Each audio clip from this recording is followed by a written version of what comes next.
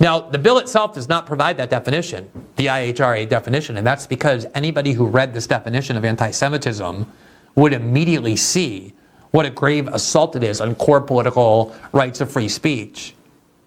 Here are some of the examples of what is called anti-Semitism under the IHRA definition that has just been incorporated into American law. And the law itself said that they're not only adopting the definition itself, but also the examples of anti-Semitism provided under this interpretation. Here are some of the things that you are now prohibited legally from doing in the United States. Number one, accusing Jewish students of being more loyal to Israel or to the alleged priorities of Jews worldwide than to the interests of their own nations.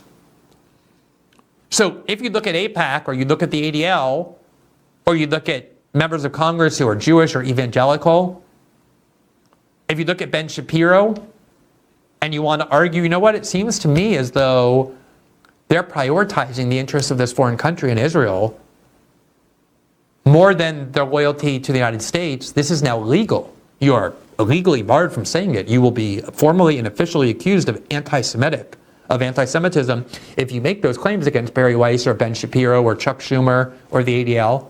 That's not allowed.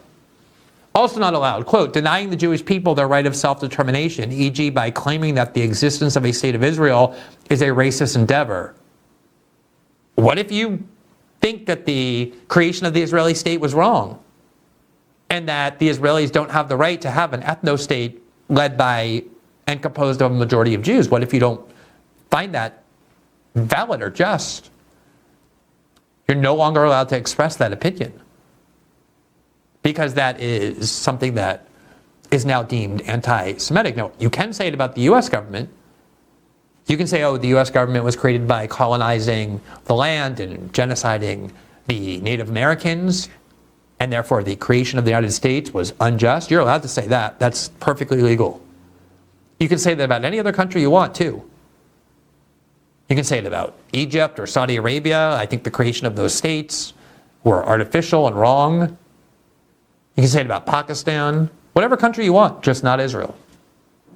Here's another thing you're not allowed to do. Quote, applying double standards by requiring of Israel a behavior not expected or demanded of any other democratic nation. So if the Congress or the courts or prosecutors believe that you are making criticism of Israel that you don't consistently apply to other countries, you can now be found to be in violation of federal law by being an anti-Semite.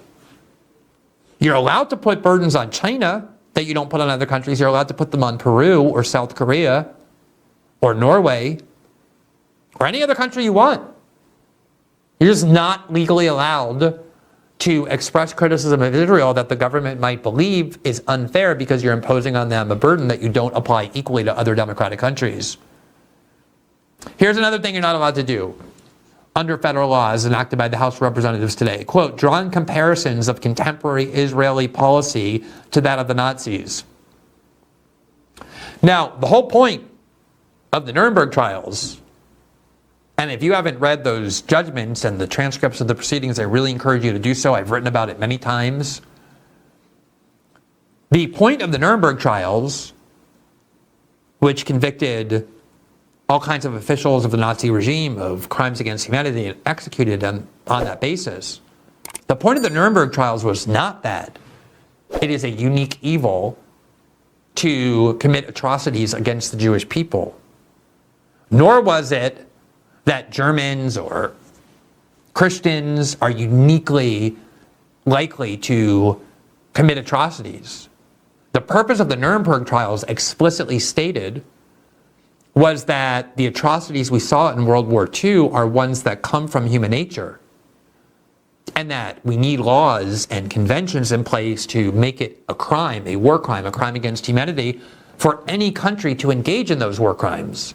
And the Nuremberg trial specifically said the judgment that we are imposing today will have no moral validity, no legal or ethical validity, unless it's applied equally in the future to the countries that now sit in judgment. Meaning that if the United States or France or Russia or Israel in the future commits acts of genocide or atrocities and crimes of humanity, they have to be equally liable to being subjected to those laws that were created after World War II, and yet under federal law, as it's now passed, you're not allowed to say that what the Israelis are doing to the Palestinians seems similar in kind to what the Nazis did to the Jews. That's a prohibited opinion in the United States. You are not allowed to say that. You can accuse Argentina of acting like Nazis. You can accuse the UK of that if you want. You can accuse the Russians of it if you like. You can accuse the Ukrainians of that as well if you like. You can point out that the Ukrainians have neo-Nazi battalions in it. You can say that about any country you want, including the United States. You just can't say it about Israel. Otherwise, you'll be in violation of federal law.